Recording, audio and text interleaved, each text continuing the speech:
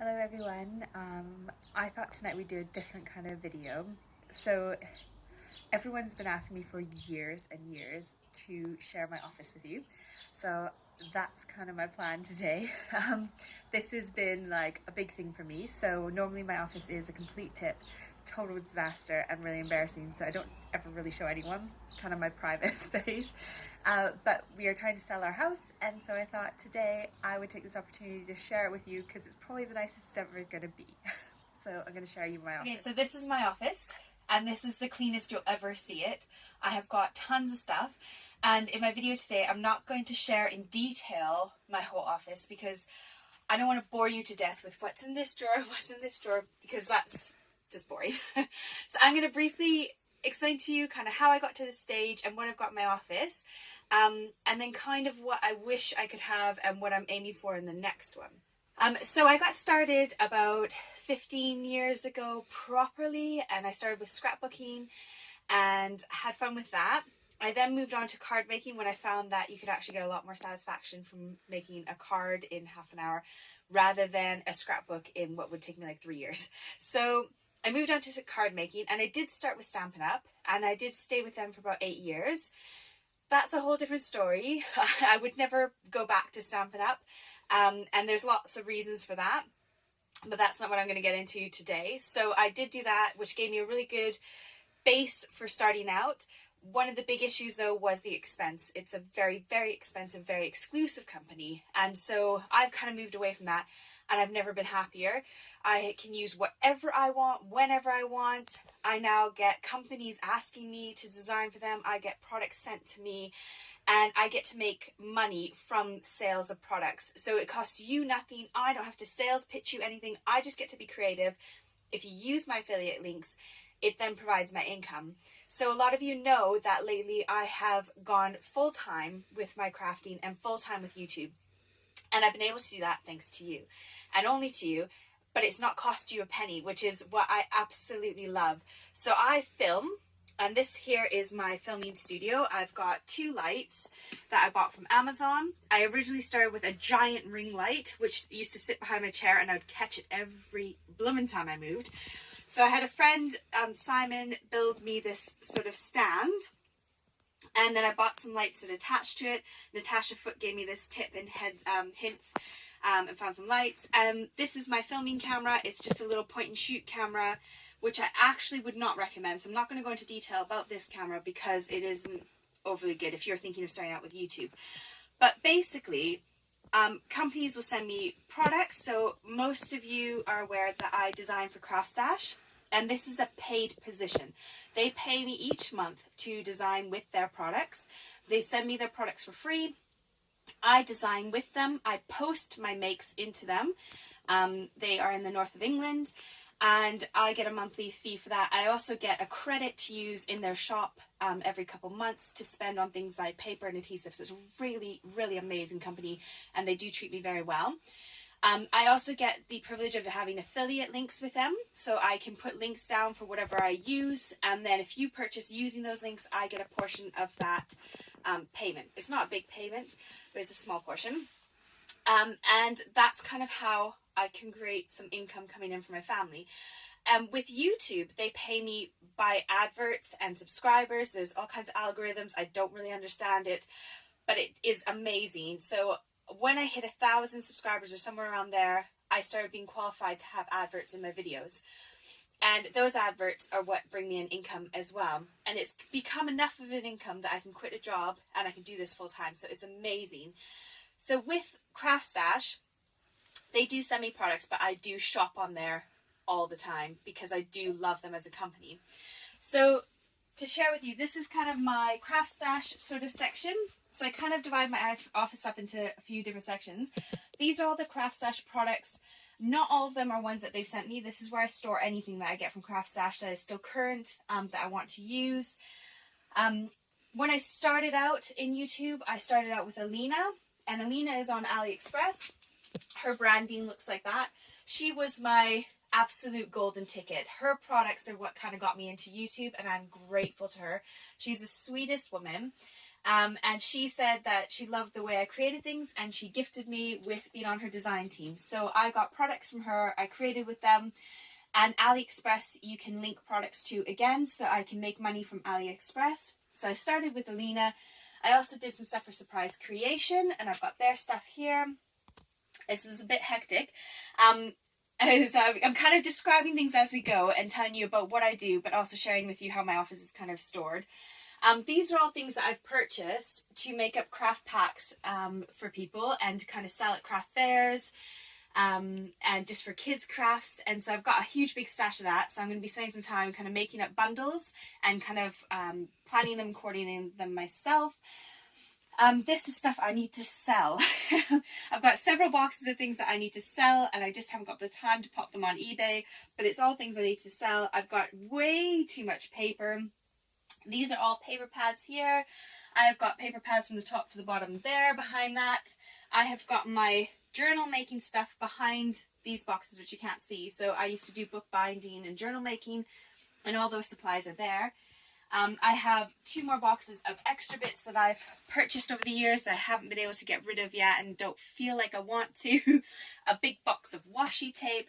So I've got kind of things darted around that I use.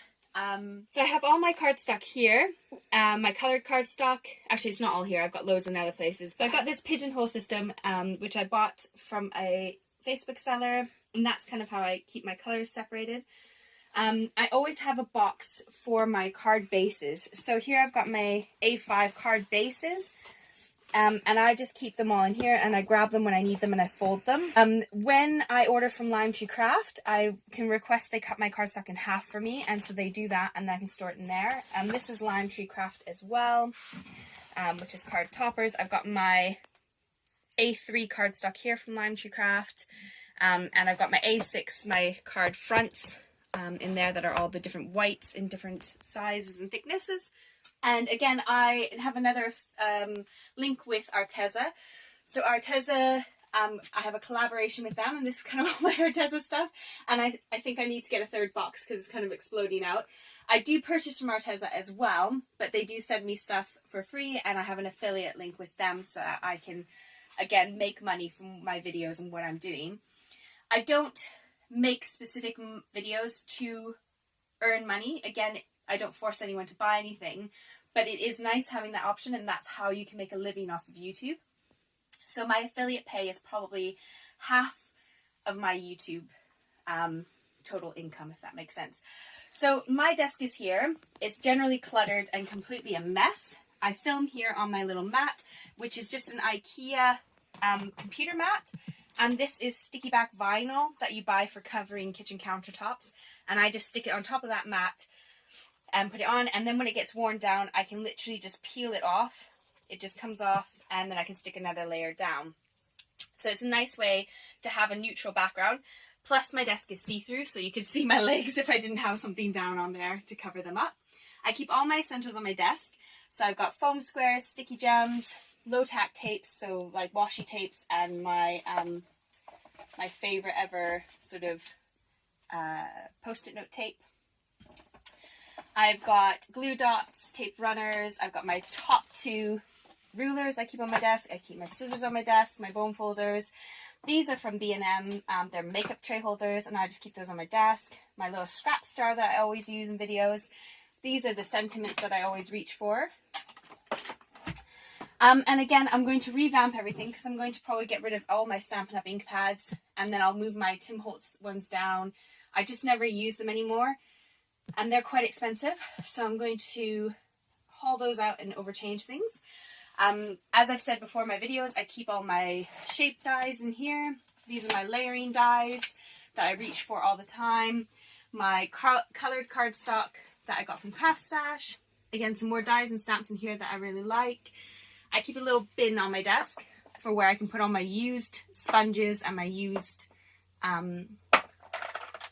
these things. And then I can just take it to the kitchen and wash it up. Behind my desk is my other desk. This is my die cutting table. So on this desk I keep my massive Big Shot and my normal size Big Shot. And I can do all my die cutting, keep a bin down here so I can just shove it all in when I'm done. And these are all my scraps. So all of these I have up here in color coordination or color coordinated envelopes, so that if I want purple, I can grab the purple and I can just cut a scrap out of it instead of taking a full sheet of cardstock. I've got my foam here, so if I want to die cut some foam, it's there ready to go. These are my embarrassing bins.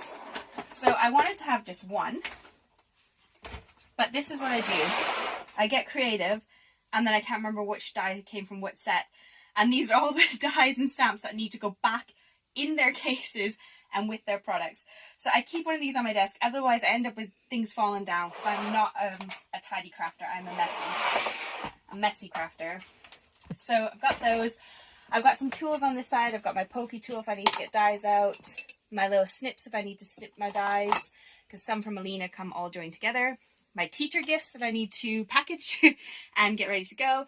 And this is all sort of my glitter card, and I do tend to buy it and chop it into A5 so I can reach for it and grab it quickly.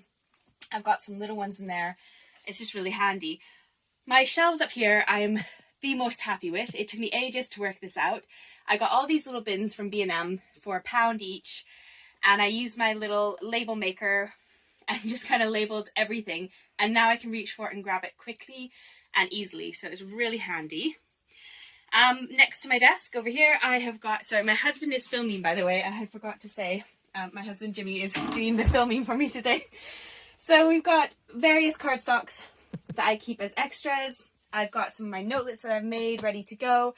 I've got large cards with envelopes because they don't fit anywhere else. I've got my punch boxes up there.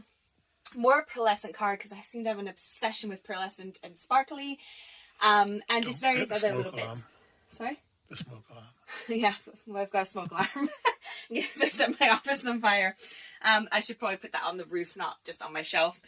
But yeah, and then over here I've got cards that I've made that are ready to go.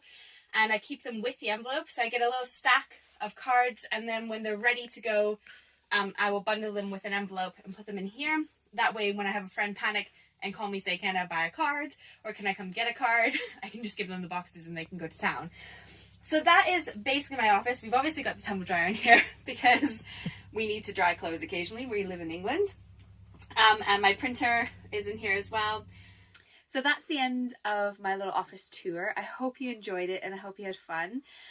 My plans for the future moving forward when we move is to kind of replace our old cabinets and units, the big wooden ones, with some more IKEA white furniture. I found that the white ones make a big difference, and that's what I really, really like. So I'm going to go with more of these kind of things when we move. And I'm going to downsize a lot. I'm going to get rid of quite a lot of paper pads and sort of all the other craft stuff that I just need to clear out. So that's kind of the plan moving forward. If you enjoyed today, please don't forget to subscribe. It means a lot, and it does somehow bump my income up a little bit as well. So I'm really grateful that you joined me today. I didn't even get dressed for you. If you noticed in the video, I'm wearing like my jammy bottoms on the bottom and I'm dressed on top. And that's generally how I roll, and it's Sunday, so I'm having a good time and just chilling out. So thank you for hanging out with me today. Don't forget to like and subscribe, and I'll see you again soon. Bye!